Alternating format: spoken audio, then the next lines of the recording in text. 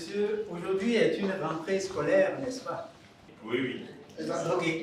Si c'est notre rentrée scolaire, c'est que vous convenez avec moi qu'à chaque rentrée scolaire, il y a des élèves, il y a des apprenants, il y a des étudiants qui font leur premier pas.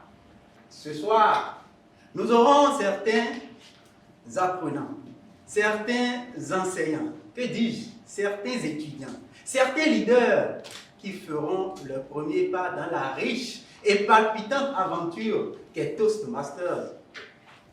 Et le premier pas, chez nous, c'est le prix de glace.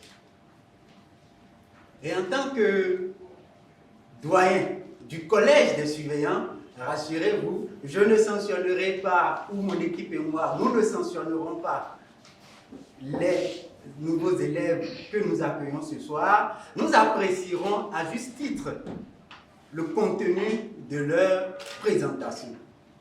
Et aujourd'hui, en tant que surveillant général du collège des surveillants, mon équipe et moi apprécierons ce que ces élèves sont, ce qu'ils sont, et à travers une méthodologie un peu particulière. De quoi s'agira-t-il?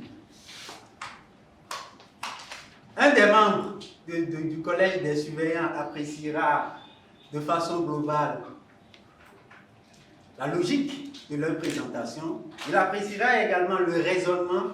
Un autre membre appréciera la crédibilité et le troisième membre appréciera l'émotion. Donc, dans chacune des présentations, un membre de mon équipe donnera son évaluation et leur dira ce qu'ils ont fait de bien, ce qu'ils peuvent améliorer. Madame l'animatrice, j'ai dit. Bonsoir, chers amis. Bonsoir. Je mets mes mains comme ça parce que j'ai un peu le trac. Mais il faut dire, moi je suis venu accompagner celui qui doit normalement se présenter ce soir. Mais parce que j'ai été reçu avec aménité ici, je me permets de me présenter devant vous. Se présenter devant un auditoire aussi averti, ça donne le trac. Et je pense que c'est pour ça que celui qui devait se présenter, il est encore dans les vestiaires. Il attend justement de déverser ce trac-là dans les vestiaires avant de venir se présenter devant vous. Alors, je vais prendre sa place pour quelques instants seulement. Juste pour quelques instants. Celui qui va venir tout à l'heure, je l'ai connu il y a environ 40 ans. Nous avons commencé par courir ensemble dans les petits couloirs de la cité de Nouvelle. Je ne sais pas si vous connaissez Cotonou. Et c'est là que j'ai découvert un jeune homme têtu, très curieux, mais avide de connaissances. Son histoire est assez particulière et vous allez voir, quand il va venir, il va vous donner ses prénoms. Ce qui est rigolo, c'est que quand il va vous appeler chacun de ses prénoms, vous allez vous faire de rire. Il est né dans le même jour que son père. Et ça, c'est son premier prénom. Il est né le même mois que sa mère. C'est son second prénom. Pour couronner le tout, ses parents ont voulu montrer à tout le monde que c'était un bon enfant. C'est son troisième prénom. Et finalement, je ne sais pas comment son père a réfléchi, mais il a voulu dire aussi que c'est une prédiction du destin. C'est pour ça que vous entendez tout le temps, tout le monde l'appeler Cédolo, Cédolo. Mais il est de grands propos. Et chez les Minans, on ne dit pas Cédolo, on dit Cédolo.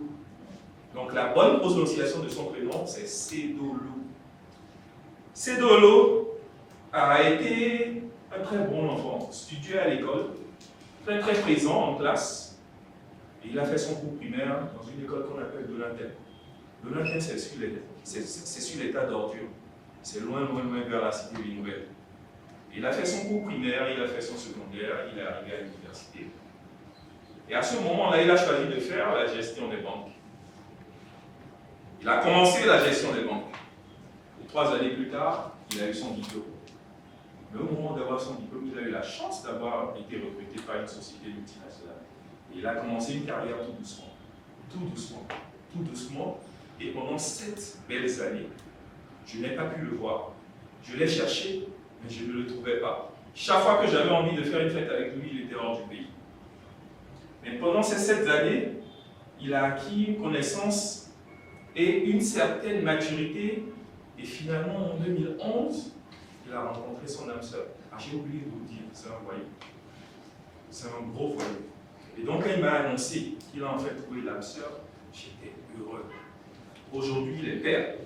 Et il est père de 4 beaux enfants, 2 garçons et 2 filles, qui font sa vie, qui font ses jours, ses nuits, et tout ce qu'il vit chaque instant. Après cette expérience, c'est de se demander, mais qu'est-ce qu'il fallait faire? Mais il y a une chose qui est importante dans la vie de cet homme, c'est que Dieu existe. Mais pour lui, Dieu, c'est un Dieu de liberté. C'est un lieu d'ouverture d'esprit. Et c'est ainsi que Cédolo a comme conviction principale que ce Dieu-là, il permet aux hommes de transmettre ce qu'ils ont acquis. Et c'est dans ce principe de transmission-là que Cédolo a voulu rejoindre le Toastmaster. Après, bien sûr, ça m'a servi pendant plusieurs années et il sert encore au sein du Lions Club. Donc aujourd'hui, Cédolo a rejoint le Toastmaster Club pour vraiment servir. Et c'est dans ce contexte-là que, quand nous avons accepté de comprendre et de croire que Dieu existe, nous allons au service des autres. Nous leur donnons tout ce que nous avons comme capacité. Dans ce contexte-là, aujourd'hui, Cédolo voudrait, au sein de ce club Toastmaster, participer au maximum. Voilà un peu ce que je peux vous dire sur Cédolo. C'est vrai, c'est important que lui-même vienne se présenter. Alors, donnez-moi juste quelques instants, je vais le chercher, il revient tout de suite. Bonsoir, chers amis. Bonsoir. Bonsoir. S'il vous plaît, n'écoutez pas mon ami. Il est venu me dire tout à l'heure qu'il vous a dit des choses sur moi.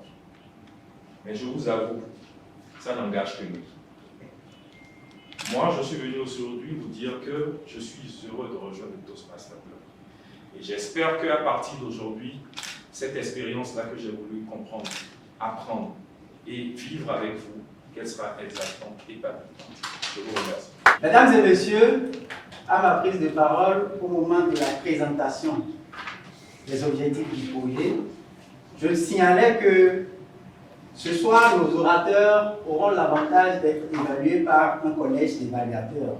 Et le registre que nous avons choisi ce soir, c'est le registre des 3 piliers de la persuasion. Et donc, un évaluateur, en l'occurrence, l'immédiat vice-président Michael Naoum, à qui je demande de bien vouloir se lever, appréciera ce que c'est que l'éthos. Appréciera l'éthos à travers ce qu'il a suivi des différentes présentations. À sa suite, ce sera le tour du président Ali, qui fera le même exercice, et moi, je reviendrai avec mon évaluation sur le logos. Le président Ali fera donc le pathos. Exactement. Monsieur le supérieur général, Monsieur l'évaluateur général, l'éthos, c'est l'image que l'orateur présente de lui-même lorsqu'il se trouve face à un auditoire, un message à délivrer. Monsieur Cédolo, les bruits de glace, j'en ai présenté et j'en ai également vu faire un certain nombre de fois. Mais j'avoue que le vote a été vraiment atypique. J'ai eu l'impression d'avoir affaire déjà à un orateur, à un grand orateur. D'abord, je voudrais noter vraiment aisé au train. J'ai pu apprécier la manière avec laquelle vous vous déplacez. Cela suivait un certain ordre. Et ça, c'est vraiment la marque des grands orateurs.